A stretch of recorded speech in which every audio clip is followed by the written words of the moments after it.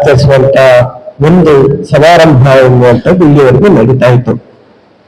ಆದ್ರೆ ಇದನ್ನ ಕರ್ನಾಟಕ ಸರ್ಕಾರದವರು ಇದನ್ನೊಂದು ಯೂನಿವರ್ಸಲ್ ಆಗಿ ಅಂದ್ರೆ ಸಾರ್ವತ್ರಿಕವಾಗಿ ಇದೊಂದು ಆಚರಣೆಯನ್ನ ಮಾಡಬೇಕು ಎನ್ನುವಂತ ಕಾರಣಕ್ಕಾಗಿ ಮಾಡಿರುವಂತದ್ದು.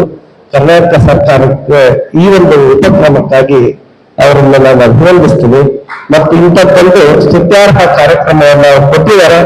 ಖಂಡಿತವಾಗಿ ಕರ್ನಾಟಕ ಘನ ಸರ್ಕಾರಕ್ಕೆ ನಮ್ಮ ಸಮಾಜದ ವತಿಯಿಂದ ಒಂದು ದೊಡ್ಡ ಕೃತಜ್ಞತೆಗಳನ್ನ ಸಲ್ಲಿಸೋದಕ್ಕೆ ಇಷ್ಟಪಡ್ತಾ ಇದ್ದೇನೆ. ಇಲ್ಲಿ ಮುಖ್ಯವಾಗಿ ನಾವು ಗಮನಿಸಬೇಕು, ಏನೇನೋ ವಿಷಯಗಳನ್ನ ಹೇಳ್ತಾ ಇವತ್ತು ಮಾಂತೇಶಣ್ಣ ಕಲ್ತ್ಕೊಳ್ತವರು ಒಂದು ಮಾತನ್ನು ಹೇಳಿದ್ರು.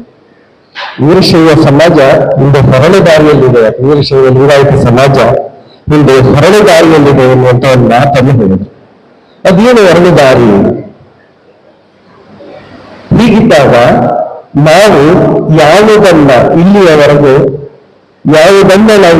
ಅಂದ್ರೆ ಒಂದು ಸಮಾಜವನ್ನ ಹೇಗೆ ಸಂಘಟಿಸಬೇಕು ಎನ್ನುವಂಥದ್ರಲ್ಲಿ ಬಹಳಷ್ಟು ತಪ್ಪಿದೀವಿ ಅಂತ ಅನ್ನಿಸ್ತಾ ಇತ್ತು. ಅವರ ಮಾತಿನಲ್ಲಿ ಕಳಕಳಿ ಇತ್ತು. ಎಲ್ಲರನ್ನ ಒಂದು ವೇದಿಕೆ ಅಂದ್ರೆ ಇಡೀ ಸಮಾಜವನ್ನ, ನಮ್ಮಲ್ಲಿ ರಾಜಕೀಯ ನಾಯಕರು ಹೊರದೈತಾದ್ರೆ ಎಲ್ಲ ಹೊರದೈತು ಅಂತ ಅರ್ಥ. ಹಾಗಾದ್ರೆ ಈ ಸಮಾಜ